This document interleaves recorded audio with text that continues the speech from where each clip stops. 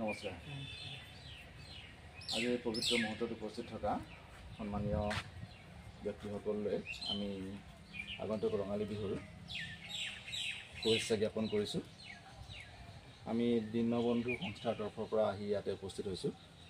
আমি 6জন শিক্ষক মিলি দীনবন্ধু বুলি পেলাই এটি সংস্থা গঠন কৰি 2022 চনৰ পৰা আমাৰ অঞ্চলত যিসকল ৰোগাগ্ৰস্ত, বিপদগ্ৰস্ত, শাৰীৰিক মানসিকভাৱে অক্ষম যিসকল, এনেকুৱা লোকসকল বাছনি কৰি আমাৰ যৎকিঞ্চিত অৰিহণা গোটাই আমি তেখেতসকলক আমাৰ বছৰৰ বিহুকেইটাত অকণমান আৰ্থিকভাৱে হওক বা আমি এভাগী গামোচাৰে হওক অকণমান উৎসাহ উদ্দীপনা যোগাবৰ কাৰণে আমি চেষ্টা চলাই আহিছোঁ।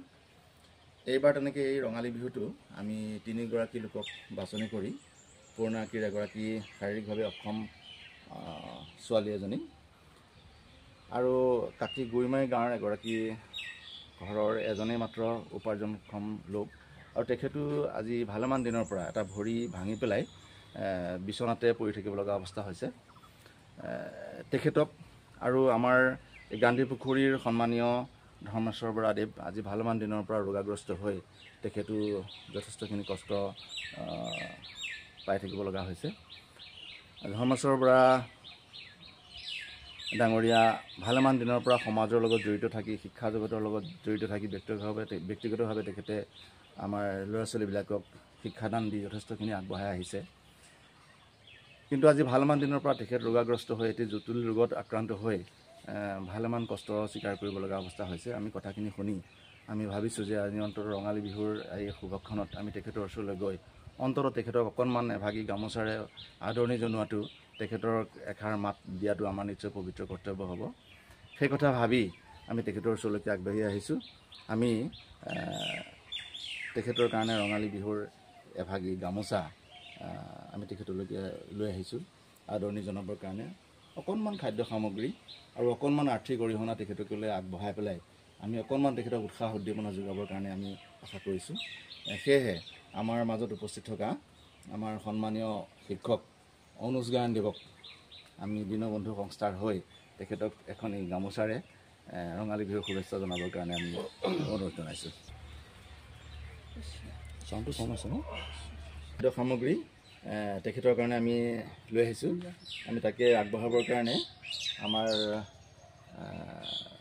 পদ্ম ডেকা ছাৰক আমি অনুৰোধ জনাইছোঁ।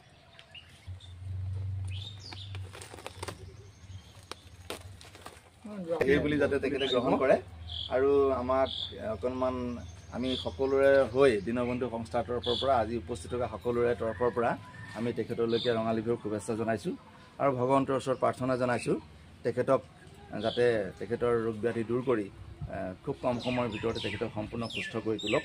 আমি পুনৰ আকৌ আমাৰ ল'ৰা ছোৱালীবিলাকক শিক্ষাদান দি তেখেতে যাতে আগবঢ়াই লৈ যাব পাৰে সেইখিনি আমি কামনা কৰিছোঁ আৰু তেখেতক অকণমান দুআষাৰ বক্তব্য ৰাখি আমাক উৎসাহিত কৰিবৰ কাৰণে আমি অনুৰোধ জনাইছোঁ। মই